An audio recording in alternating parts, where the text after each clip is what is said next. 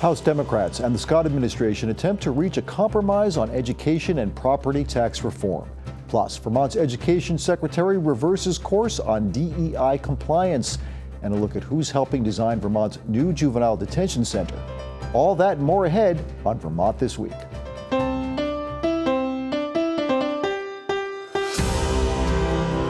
From the Vermont Public Studio in Winooski, this is Vermont This Week.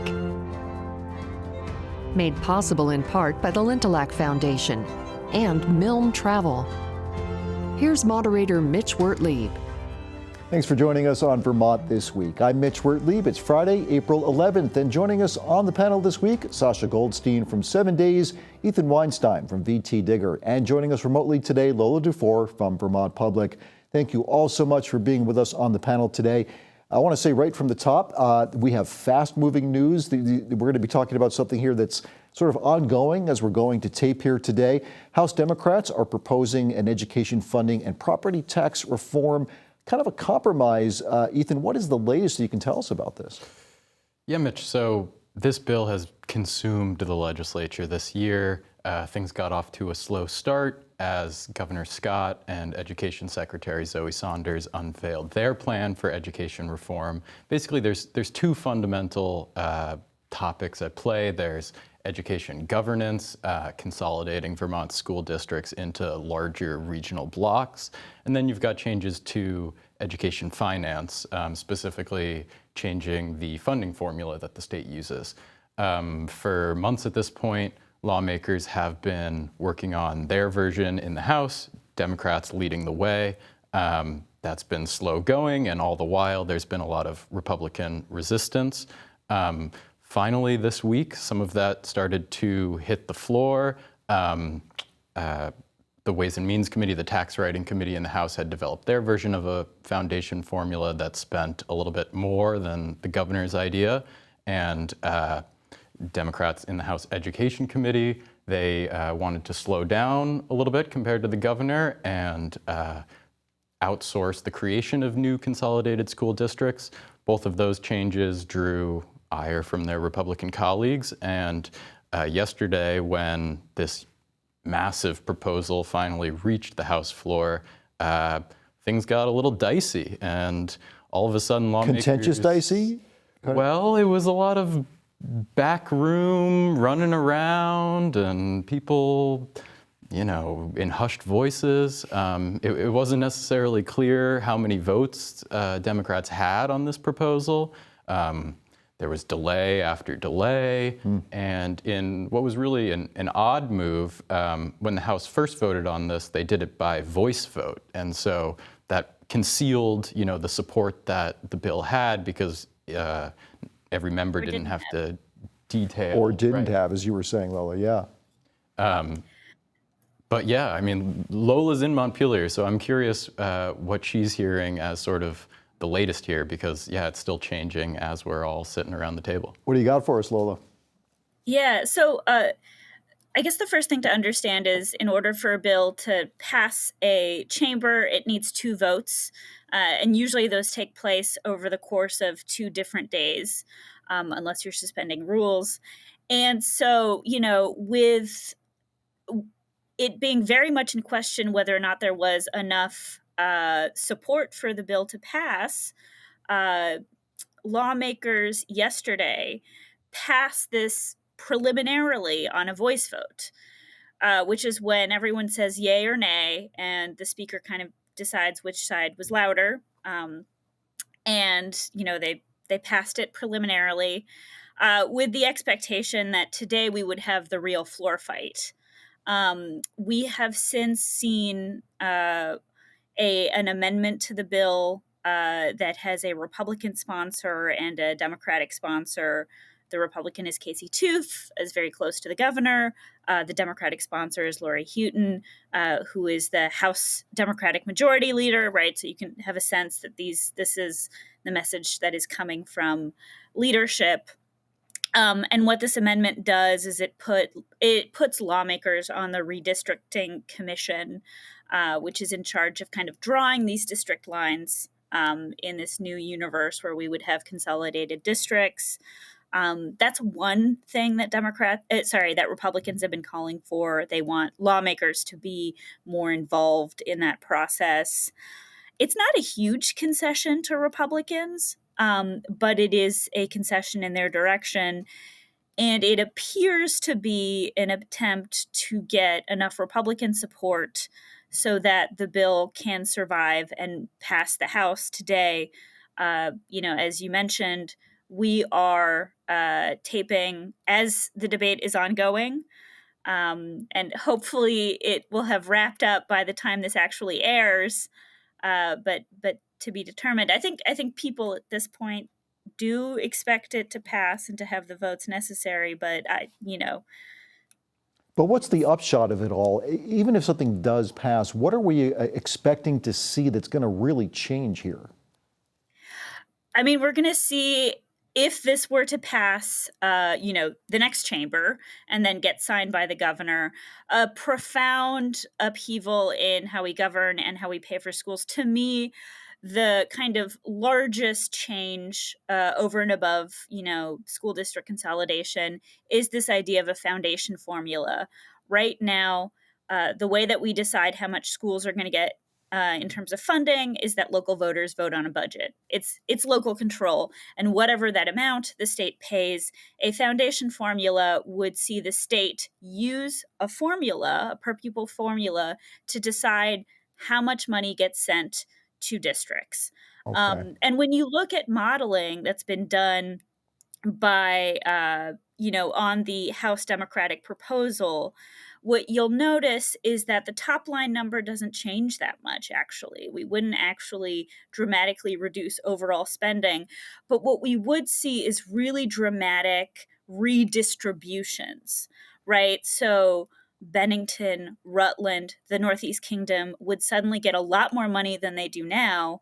But Addison County, Eastern Chittenden County, right? So more liberal, more affluent areas would actually see a lot less. Okay. Briefly, Ethan, before we move on from this topic, it does look like there's going to be another study commission that's going to be formed to deal with some of these issues? Yes, this was another part of the compromise. While the one committee is working on creating these new districts, there'll be another committee working simultaneously, and their job will be to come up with the voting wards, which is a key element of creating these regional blocks. But before we jump off the topic, I just think it's really important to underline that what comes out of the House today is very unlikely to be the finished version of this.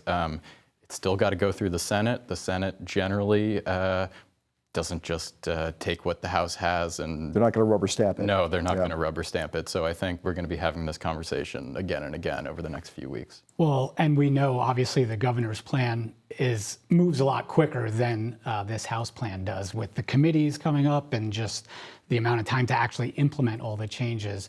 And I wonder, I know you guys have probably talked about this a bit before on the show, but I'm wondering if lawmakers feel like they got a bit of a reprieve with some of the budgets that passed this year with a lower tax hike, feeling maybe we have some breathing room to actually think this thing out and flesh it out and wait until 2029 to actually implement a foundation formula. So I think seeing what happens in the Senate is going to be maybe indicative of that and what the governor ultimately has to say as well. Well, the governor has certainly been pushing for this to happen sooner rather than later. We definitely know that much.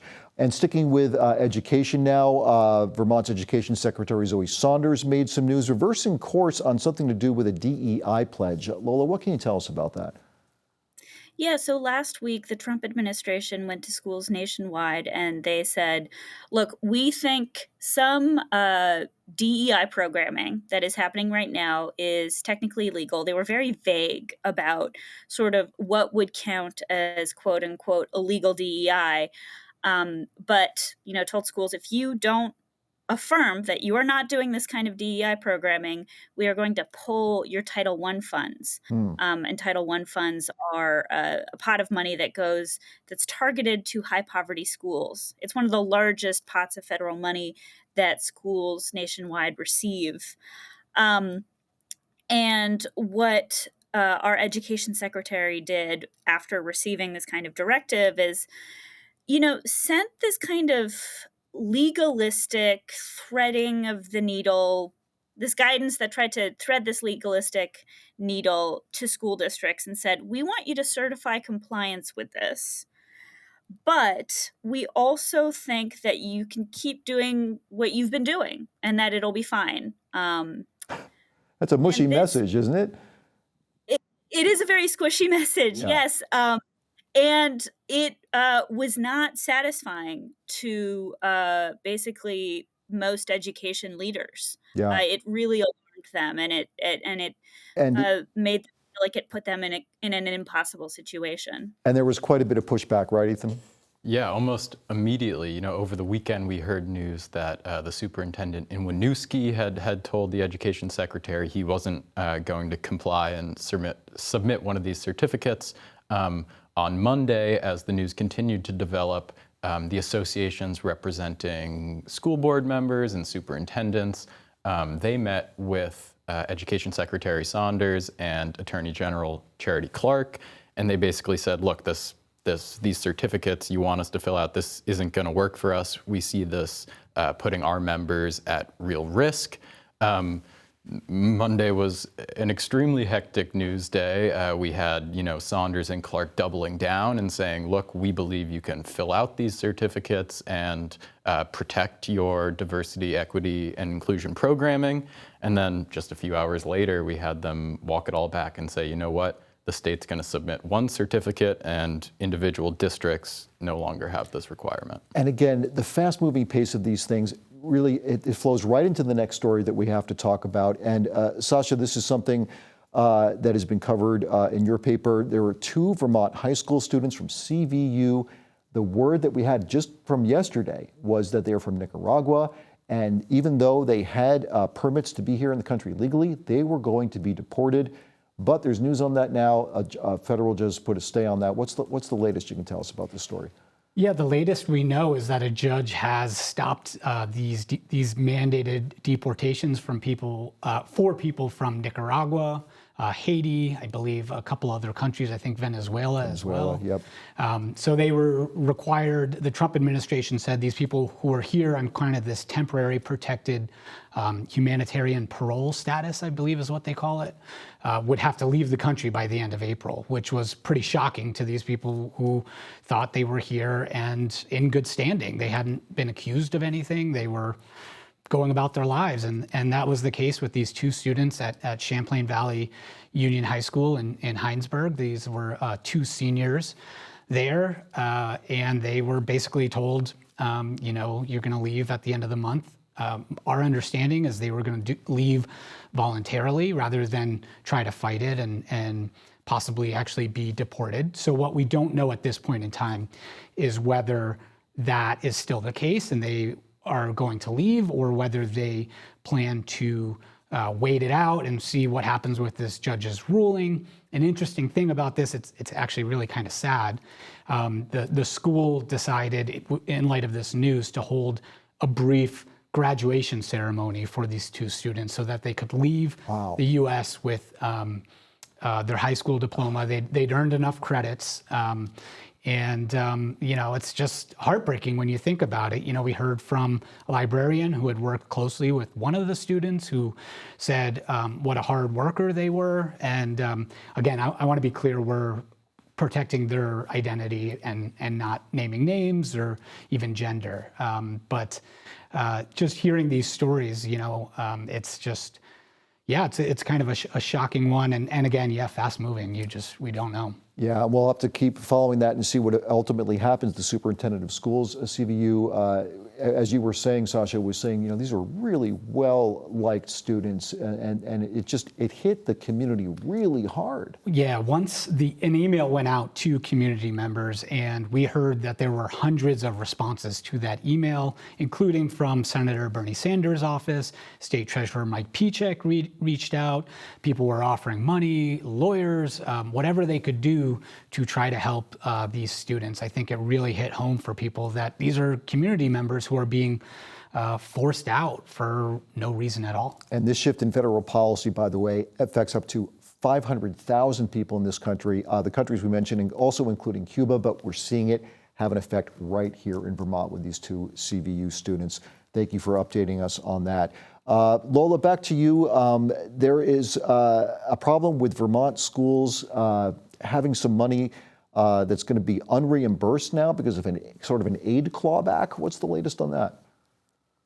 Yeah, the Biden administration had given schools extra time to spend their pandemic recovery money. As folks will probably recall, schools across the country got historic infusions of cash post-pandemic. So did Vermont. And schools were supposed to spend that down by September 30th, 2024. And then there's also kind of an extra, I think, 90 days that you have after that to sort of close out invoices. Anyways, the Biden administration had given schools extra time. And the Trump administration very suddenly said, actually, never mind. You don't have that extra time. If you haven't spent it and you haven't received a reimbursement, we may not give you that reimbursement. In fact, we almost certainly will not. And so schools learned, I want to say last week, that they had maybe about $16 million in kind of outstanding exposure. That those were the estimates that the Agency of Education gave at that time. And, you know, some of that was for things that was already spent, and some of it was for programming that was actually planned for the summer, like extended literacy summer programming. So, you know, $16 million in the grand scheme of things is sort of recoverable, given that we spend $2 billion on schools, but definitely not good news for our schools, especially given this House, and it wasn't that a lot of budget decisions had been made based on those commitments that had been made by federal officials. Thanks for the update on that, Lola. Sasha Goldstein, I want to turn back to you for a moment. Really interesting story in 7 days, written by Allison Novak about a new juvenile detention center. There's one coming to Virgins, we know. It's going to be a big one there. A smaller one in Middlesex, run by Jeff Caron, owner of the Sentinel Group. And then some troubling news came out about some of the places that he's been involved with before. What are some of these troubling things? Yeah, so Jeff Caron runs this company called Sentinel Group, which the state signed a $10.7 million contract last year that lays out a few things for his company to do. One being running a sort of a temporary facility for, they call it justice-involved youth, a youth detention facility for 4 people in Middlesex for about 2 years until they could get this Virgins facility off the ground, which would house approximately 14 kids, up to 14 kids. Now, this contract was laying out some pretty serious cash for this company, to about $343,000 per month to run this 4-bed facility in Middlesex. But what was interesting about this company is it's actually linked to a program in New Hampshire that's facing some very serious allegations of abuse and misconduct, 125 lawsuits against another Jeff Caron-owned company called Mount Prospect Academy. It's actually a nonprofit. He also runs the Vermont School for Girls, which is in Bennington. We recently learned that a staff member there was arrested for sexually abusing a young woman who was at that school. Now, these are all programs that involve teens who are in custody of the state. So what this kind of raises questions about is, A, did the state vet this guy before, and his companies, before they signed this big contract with him? And B, what steps is the state going to take to prevent these happening at the new facility? Obviously, this Virgin facility is coming on because Woodside, the former juvenile facility in Essex, shut down over really shocking claims of abuse there in 2020. So the last 5 years or so, the state has been scrambling to try to figure this out. I think it's a tough industry, a tough thing to do for any company to take on really some troubled kids. Yeah. And you get them together in an environment like that. It can be hard. It can be hard on the staff. It's obviously hard on the kids themselves. But it does raise a variety of questions about how the state plans to make sure we don't see something like what happened at Woodside happen here. No, nobody wants a repeat of that. Ethan Weinstein, I want to ask about this case. We talked about this on the show last week, and it's made national, international news. A student from Tufts was taken out of Massachusetts, taken to Vermont, now is in Louisiana, and this is over some allegations from the Trump administration that this was a person sympathetic to Hamas. The case, though, is being tried here, at least initially in Vermont. Why?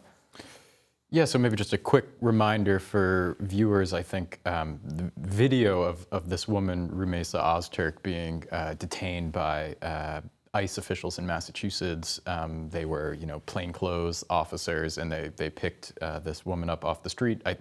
The country was sort of shocked by what they saw, what was caught on tape by security cameras.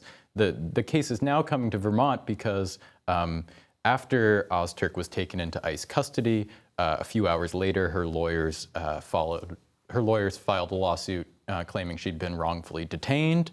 And through the course of that lawsuit, what's been determined is Ozturk was actually in Vermont at the time that lawsuit was filed. ICE brought her from Massachusetts, I think then to New Hampshire, moved her to St. Albans.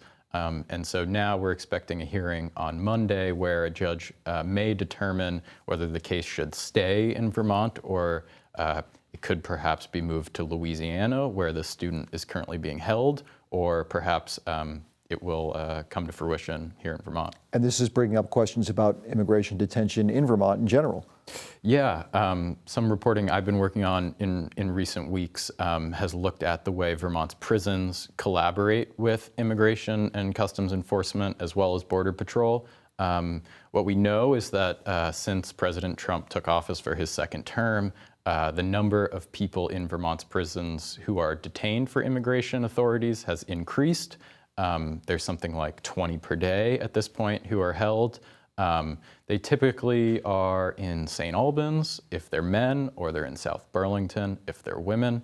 From talking to incarcerated individuals, what I learned was that a lot of these folks who are brought in, because they don't speak English and no one at the facilities speaks their language, they have trouble using the phone systems and calling their families. They might have trouble accessing medical care. It's not a setup that Vermont seems to be too well prepared for at the moment. Appreciate you reporting on that. Everything we've been talking about here, all these stories, all of this sort of dovetails with what happened last week, April 5th. There was a nationwide protest about a lot of the policies that are coming from the Trump administration, and it happened right here in Vermont. Just seems like every corner there were protests. Sasha, people were out in small communities and large. Yeah, absolutely. We had a reporter up in Barton, which was one of the places, all the way down into Manchester and southern Vermont as well. I think, Montpelier, there was a huge crowd there. By some estimates, 10,000 people. So obviously it's these Trump policies that we're seeing on immigration and all the rest, as well as what Elon Musk is doing with his DOGE department that's sort of slashing funding for all these school districts and all the rest. And I think the reach of these policy changes is so vast that I think even people that might have voted for Trump are seeing it now and maybe are among the people that are sort of like, enough's enough. Well, that seems to be the big question, really, because, you can expect some pushback, certainly, in a blue state like Vermont. But, Ethan, were you seeing signs that there were, in some of these more conservative pockets of Vermont, that there were people out there who were protesting as well? I mean, one thing that was noteworthy was that Lieutenant Governor John Rogers, who is a Republican, he was one of the speakers at this Montpelier rally, I believe, and he's no fan of Trump, and people know that, but certainly the people that put him into office, many of them likely support Donald Trump, and so I think him taking that stand is maybe a sign of how everything that's going Notably on. not Governor Scott, though. Did not come out and do anything strongly in that sense. No, the governor has definitely been walking a fine line, calling out policies from Washington that he vehemently disagrees with, but we'll see what's Yeah, to come. we're all going to have to wait and see. So much moving so quickly, and we're going to have to leave it right there because of that. Thanks to our panel today, Sasha Goldstein from 7 Days, Ethan Weinstein from VTDigger, joining us remotely today, Lola Duffort from Vermont Public. Thank you all so much. I'm Mitch Wertlieb. Thanks for watching and listening. Join us again next week for Vermont This Week.